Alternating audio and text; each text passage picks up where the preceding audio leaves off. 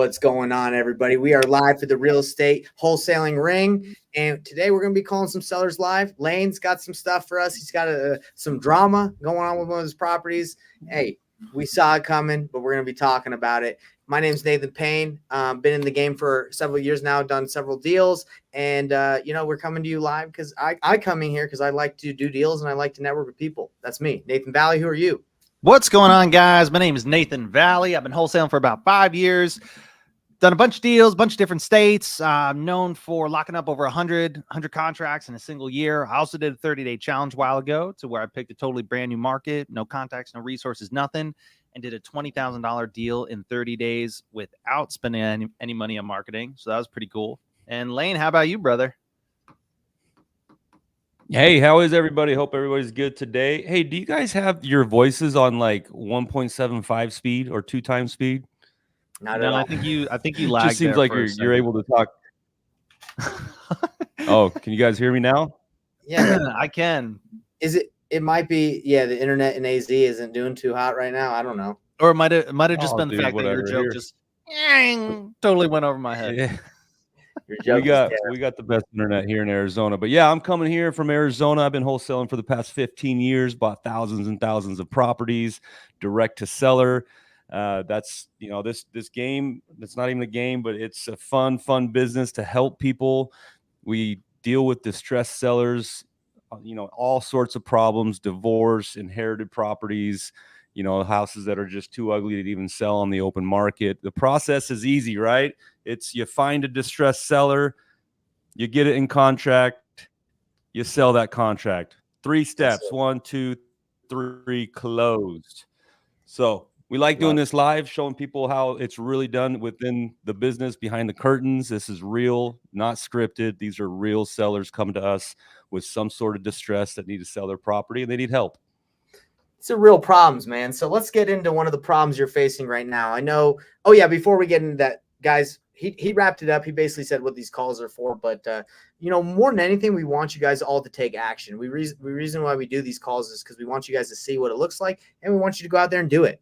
So if you're struggling to take action, guys, hit us up. We'll give you some motivation. That's how you make money, right, Lane? I mean, Nathan, like you got to go do it.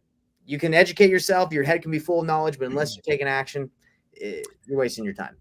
There's I'll kind of say it in short. I'm totally gonna butcher it, but it was a post I saw the other day, and it's from a quote from a gentleman named Alex Ramosi. And again, I'm gonna butcher the quote, but you'll get the idea. Basically, it's kind of like a couple sentences to where what he says is getting ready to do the thing isn't doing the thing. Preparing to do the thing isn't doing the thing. Scheduling out doing the thing isn't doing the thing, right? Getting everything set up and in its place to do the thing isn't doing its thing. Setting the goals for doing the thing isn't doing the thing, right? And it goes on and on for a little bit.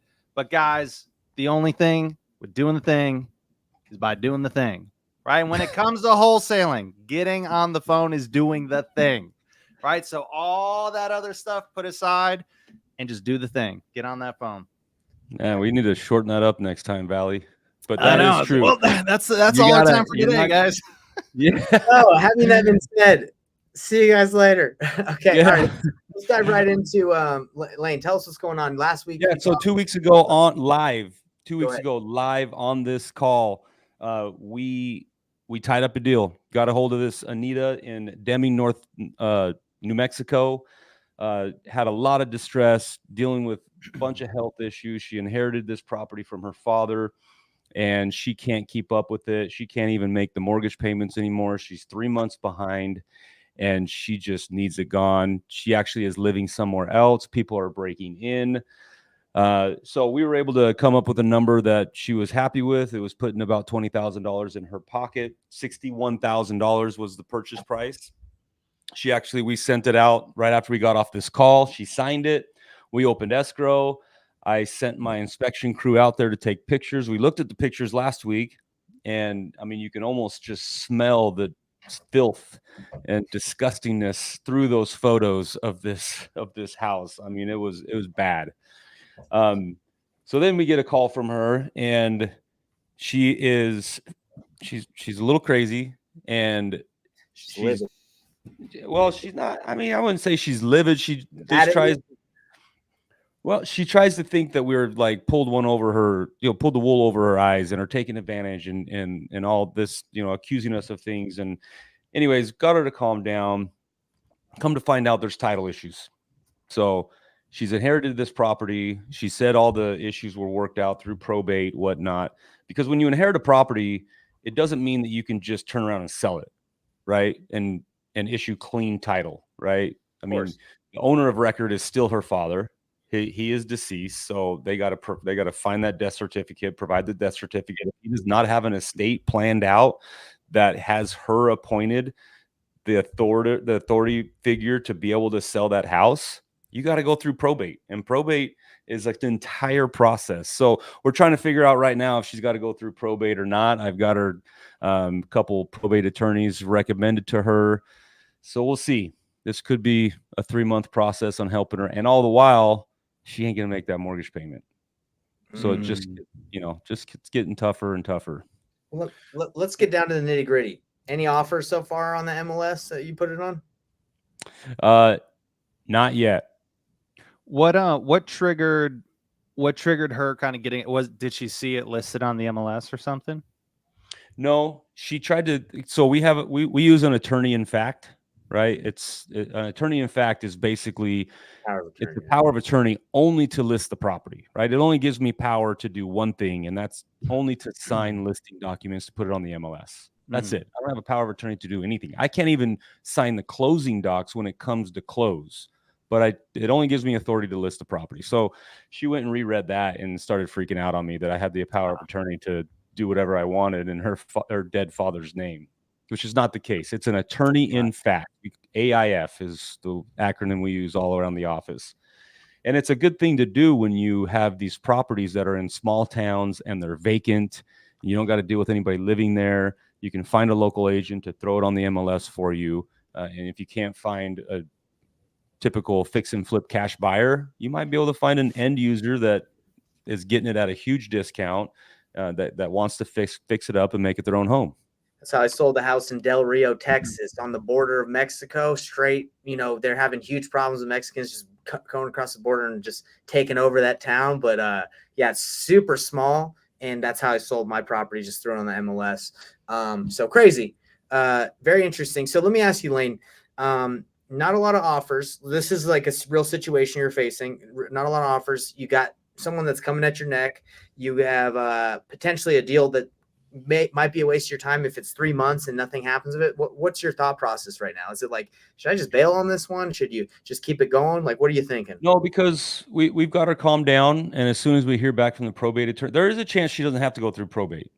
I mean, there is still that chance that the probate attorney needs to look at it and let us know. Basically, I mean, correct me if I'm wrong, Nathan Payne, but I mean, the long story short on what a probate is basically a probate attorney reaches out to the world to see if there's anybody else out there that has claim to this property. Yeah. Because a title company does not want to insure title insurance if you haven't gone through probate, because maybe down the road someone could come back and be like, hey, I had rights to that house too. Right. And I'll be completely honest, I don't know really what goes on in that process, just because the title company I work with has a probate attorney that just takes care of everything. So when there's that issue, I just say, hey, send it to your probate attorney, get it done. And they usually get it done in Utah, it's very quick. I don't know about where you're at, New Mexico, where this deal is. But anyway, no, that's what they do. Great. One thing I wanted to point out too, that was great, is she looked over the paperwork and she's like, whoa, oh my gosh, it says these words, and she's thinking after she had already signed it. Yeah, after she had already signed it, right, guys? Sometimes this will happen before they sign it. Sometimes it'll happen after they sign it, right? It'll happen in both scenarios. But the key is this is why it's really important, and this is part of the sales process. Now, teach their own on whether you like. I like to go through the contracts with them when we sign it, whether virtually or whatever the case may be. Some people, they like to send it and then they sign it. Either scenario, you should know your contract that you're using in and out. And what I mean by that is you should be able to walk line by line through that contract and explain what each section, what each paragraph means in simple terms. Because that, like, I can't tell you how many times I've heard people lose a deal because something like that happens, or they get to a certain point in the contract and they're like, well, wait, what's this? And the person doesn't know how to confidently explain it in simple terms. And guys, there is nothing worse than losing a deal that way, when like you did all the hard work and you're right there on like the 1 yard line and you lose it because you didn't know, your contract well enough. So please, guys, for those of you watching and listening, make sure you understand it. And guys, if there's a lot of stuff in your contract that you don't understand, just Google it. It's my best friend. Has that happened to you, bro? Has that happened? 100% it's happened to me, especially when I was first getting started. Look, 100 contracts. There's a lot of failed contracts and failed conversations in between all of those, in a single year. I'm not trying to flex on you, dude, but that's never happened to me. Really? Nah, bro. It never happened to me. Because when I get to that point, it's just like, I don't really even bring my journey has never been bringing up the contract and that being like what is this? I'm out of here. Anyway, it just never happened. Not to roast you. That's not my good purpose. No, it's cool, bro. I get it. You're better than me. It's fine. It's whatever.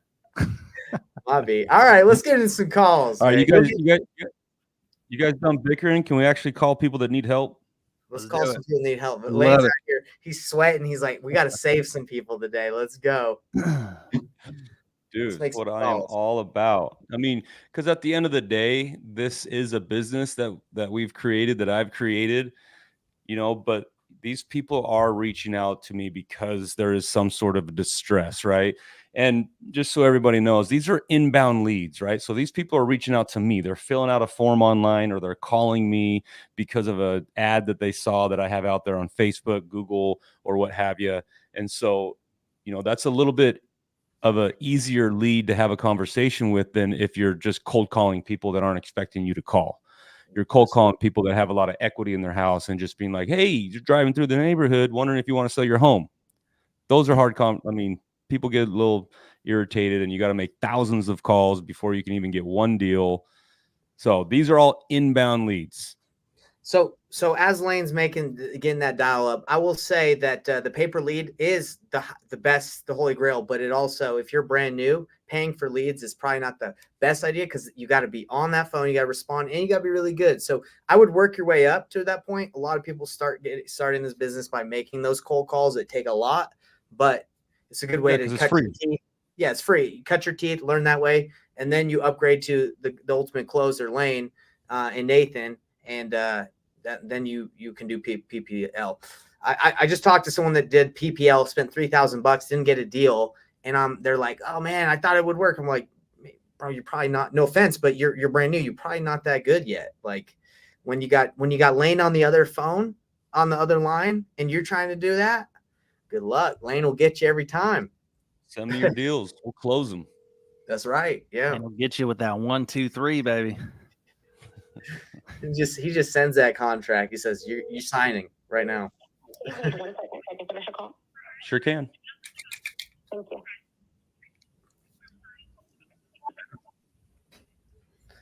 What do we call a doctor's office? What was that? He said, "Can you hold, please? I got another." Okay. Is this Kokisha? Did I pronounce that right? Yeah, Kokisha. Kokisha, got it. Man, I'm proud of myself. First try. Kokisha, this is Lane. I think we had gone back and forth on text messages earlier today, calling about your property that you sent over to us on Lindell Avenue. Yeah. Is now an okay time? Yeah, that's fine. Good. Well, as I'm pulling your property up here, let me verify. It's 2224.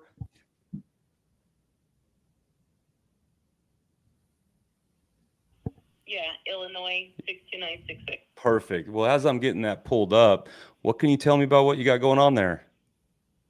Okay, so bought the house about 5 years ago. Okay.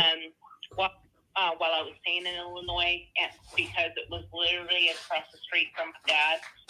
And okay.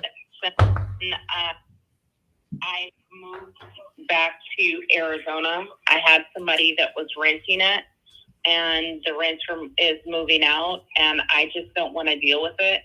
I just want it sold so I can be done and walk away. When are they moving out? In the next month. Okay. So you're wanting to get something done here in the next 30, 45 days or so? Yes. Great. Well, yeah, we can definitely accommodate that. When's the last time you were in the property, Kokisha? Me, myself, I went to town. I went to Murfreesboro about a month ago. Okay. How long have these tenants been in it? Well, my brother was staying there for, when I first left, and since then, my cousin is there, but he's moving, so. Okay, so these are family members. These are family members that are there. Gotcha. Okay, cool. Well, that's good. Sometimes they usually take better care of the property, or there's other times that, they just, they kind of tear it up because. My cousin that's there is taking really good care of the property. Awesome. He just grew the yard. The house, I'm not gonna lie, it does need some repairs, but I don't want to do anything. I want it to be over. Hey, I don't blame you, especially not being there. That's tough. Right.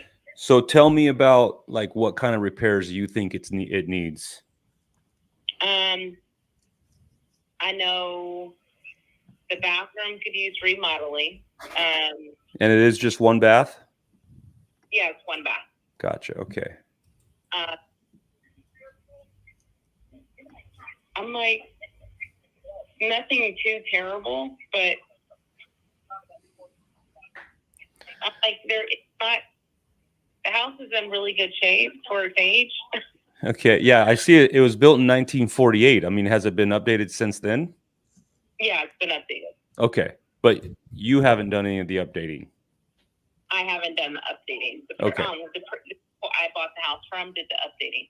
And how long have you owned it? 5 years. Gotcha. Okay. So any idea how old the roof is? Whenever we checked, the roof was 10 years old. Okay. And what about AC unit? Does it have one, or does it just have a furnace? It has an AC unit. Okay. You know how old that is? Not right offhand. Gotcha. Okay. No problem. Okay. Well, good. Well, Kokisha, I'm sure you know a little bit about us. I mean, obviously, we're a cash buyer. We buy the home as is. What we're really looking for is properties where we can bring value to it, whether it be because of the situation or the repairs that are needed.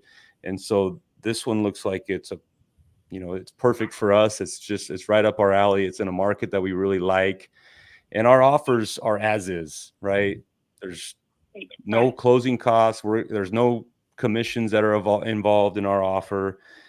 Have you thought about if I was to come in with an offer like that, what kind of price would you be willing to do for me?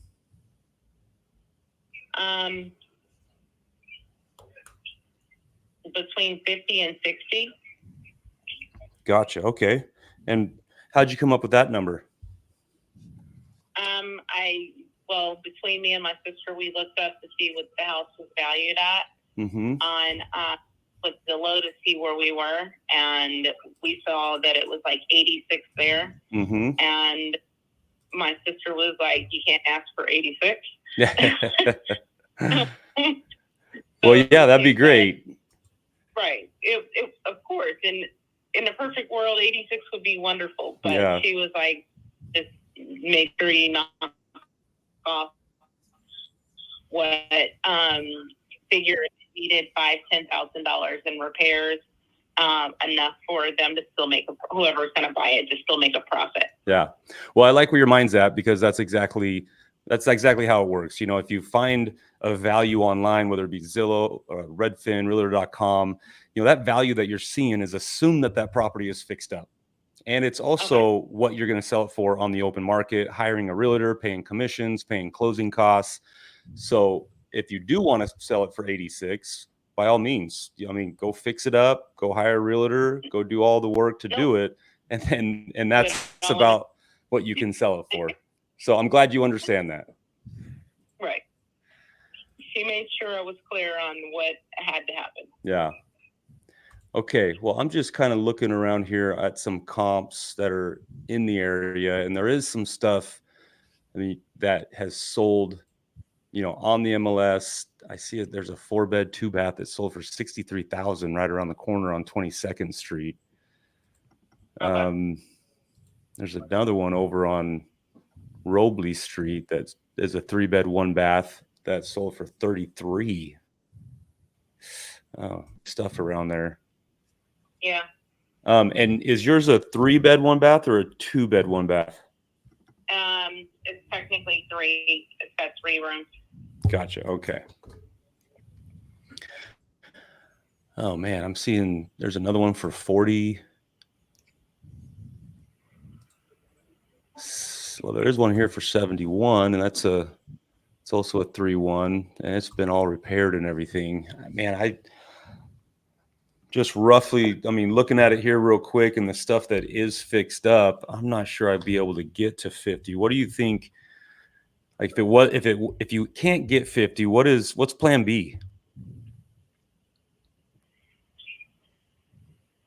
If I have to put it on the market, I'll put it on the market. Yeah. The thing is like I'm looking at some comps that need some work that, you know, they're down in the $40,000 range. I'm looking at another one here on Alexander Street, totally fixed up, 3-bed, 1-bath, sold for 71.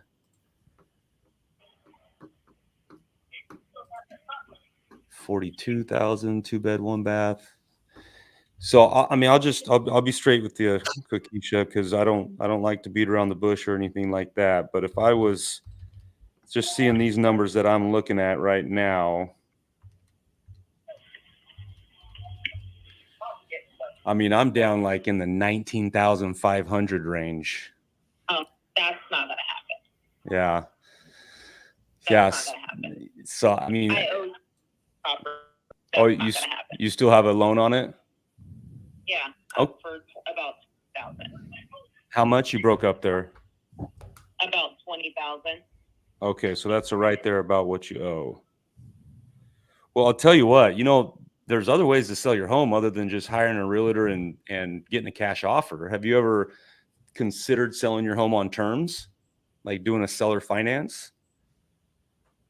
I don't want to have anything to do with this property after I'm out of it. I totally get that. And that's the great part is you don't have anything to do with it. You're just, you become the bank. And whether I get a loan from Wells Fargo or if I have you finance your equity, all you're doing is collecting payments. You have no ties to that house other than a loan on it. Does that make sense? Yeah, but I would still have a loan and someone could still default and I would still be responsible. Yep. You're 100% correct. That could happen. That could happen. So, okay. So you owe 20. What's the absolute lowest you would take, you think? I'd have to go over it with my sister. Okay. Because if I was able to get my office to go above 20, I mean, I don't know how much it would be able to be. So let's, talk with your sister. I mean, have you talked to any realtors in the town at all? Not yet. Okay. Because, you know, that might help you out too. I'm just trying to, because I'm looking at the comps here that have all sold, and there's just a lot of cheap stuff in that neighborhood is my only concern.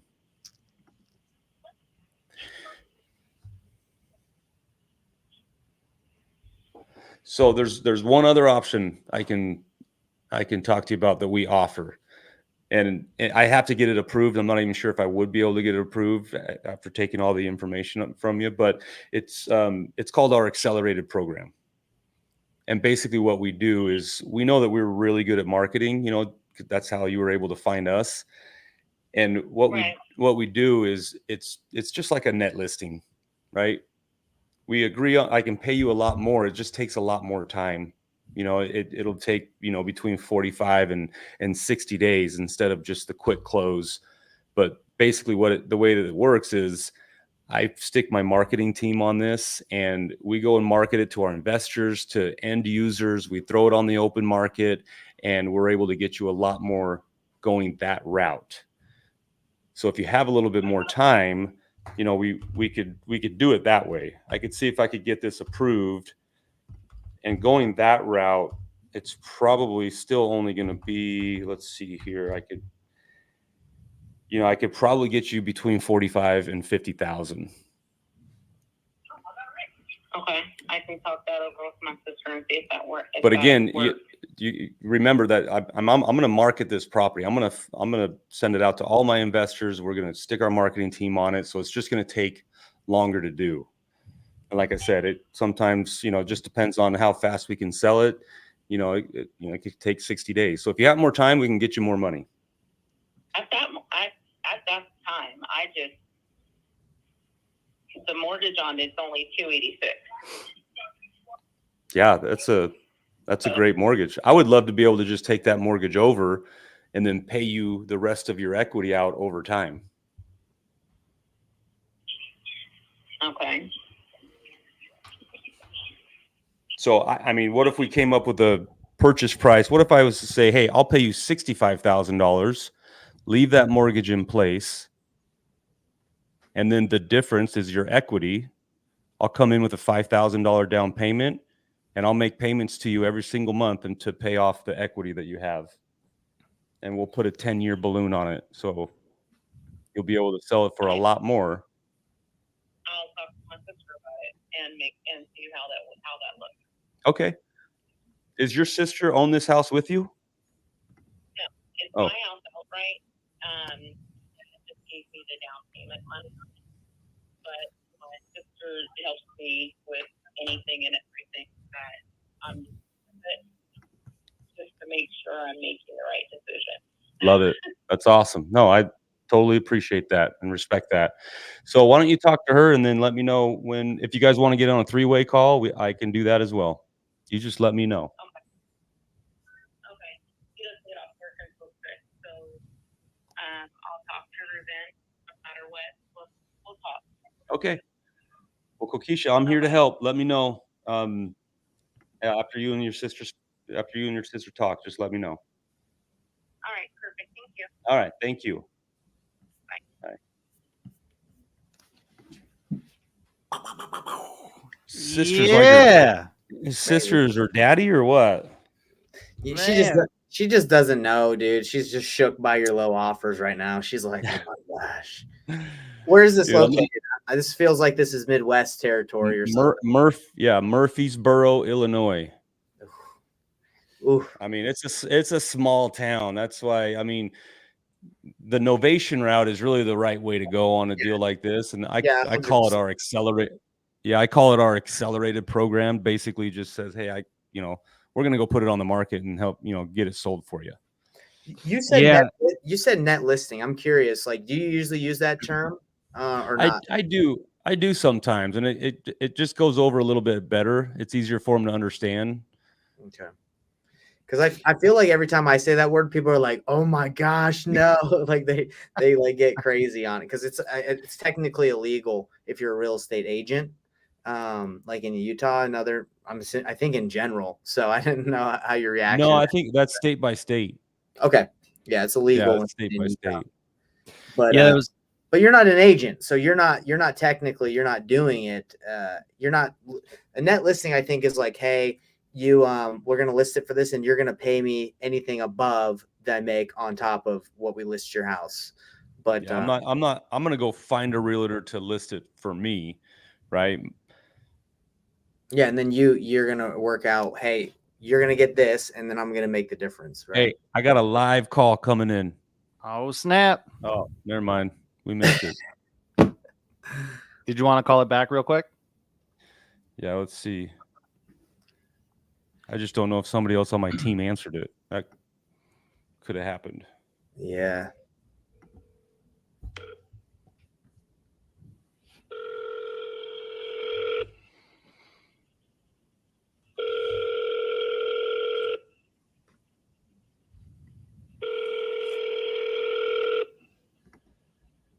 I literally hear somebody behind my wall on my team that may have answered it, and he's talking to him right now. Love it. Hello. Hello, is this David? Yes. David, hi. My name is Lane. I just missed your phone call. I believe you were calling us back. Yeah. How are you today? Good. Which company is this? We're with Easy Home Buyer, and I believe you had filled out one of our forms. You had filled out one of our forms about your property that you want to sell. No, not selling. Did you say you're not selling? I had that. I sold already one I had. Yeah. So did you sell the one that's on 102 White Street? Yes. Okay. All right. Well, I appreciate you calling in. Thank you. Bye. Why are you calling me? One thing that I like to do, and guys, when someone says they've sold it, always be like, oh, okay, got it. So like you have another buyer, you made it to the closing and you already got the money for it. Because a lot of people will be like, oh yeah, my house is already sold, when it's like, oh, we've got a friend that said they want to buy it. And there's like nothing even close. But one thing, going back to your previous conversation with Kokisha, I believe it was, one thing that you did so well was, guys, did you notice we talked about 3 different types of offers? We talked about a cash offer, or well, Lane talked about a cash offer, right? Terms and a novation.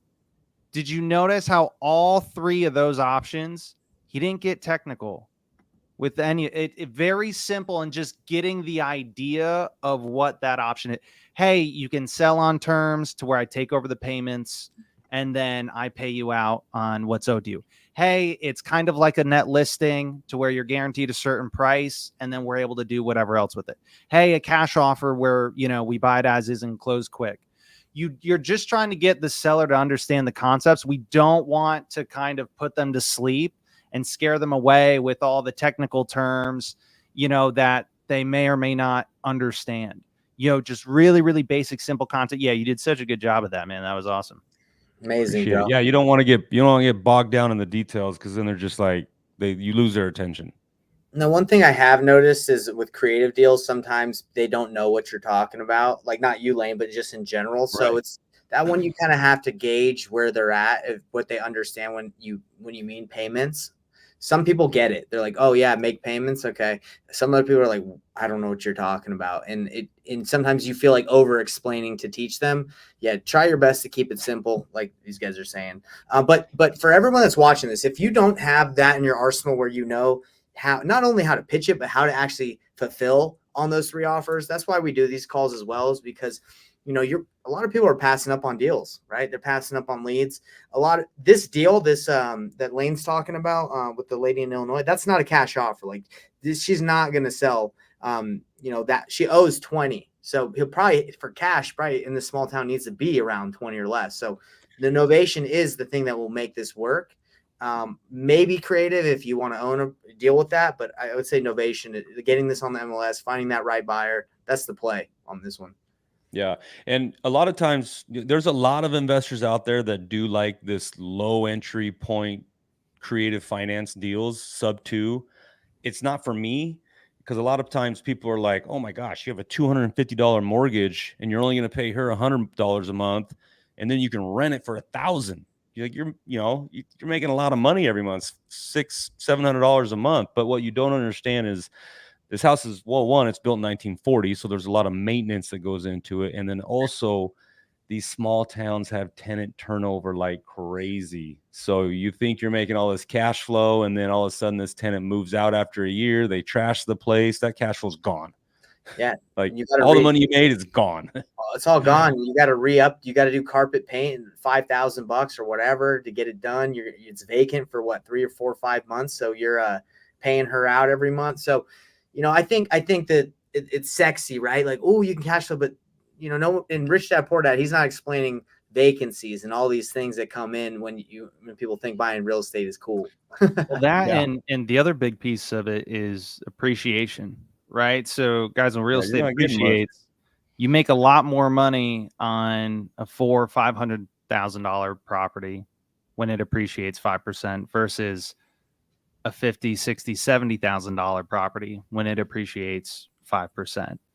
So, if it appreciates, it might even go down, bro, in some of these towns. But at the same time, it's it all depends on who you're working with, and this is where like knowing what client you're serving is so important, because there's a huge market of people. Because the one thing is the barrier to entry is much lower, right? You don't need a huge amount of capital, or you don't need nearly the same amount of capital to get into buying, $40,000, $50,000, $60,000, $70,000 rental properties.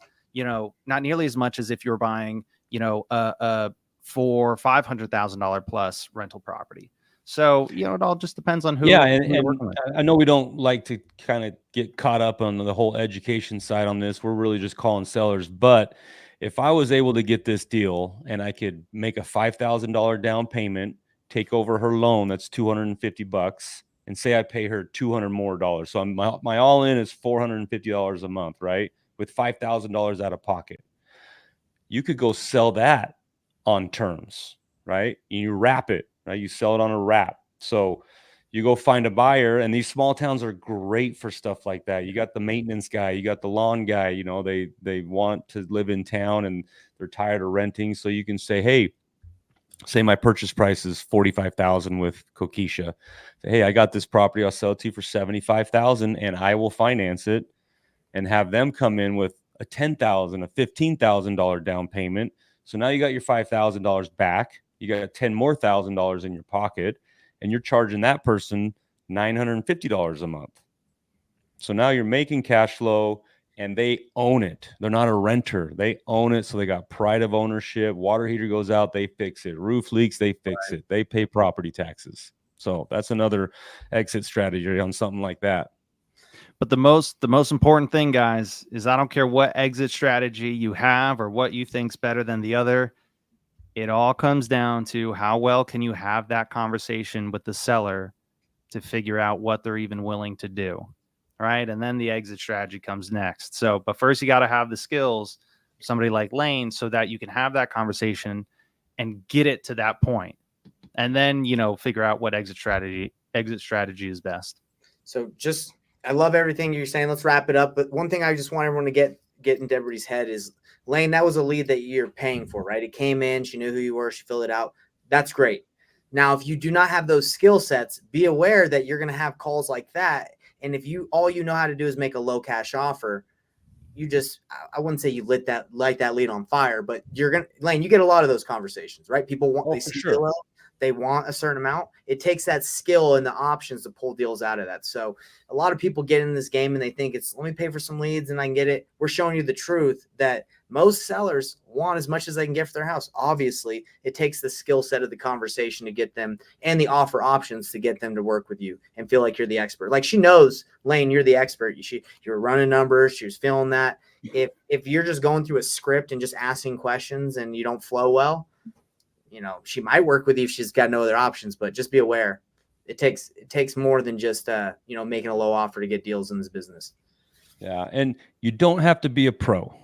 Just like Nathan Valley, you said, you don't have to be a pro, but taking imperfect action is the best education you can give yourself. Now, granted, paying for leads does cost money. So, go the other route, get acclimated, learn the business, learn what sub 2 creative finance is, so you can actually truly help people. Like, this lady obviously doesn't want to go the realtor route. You could tell.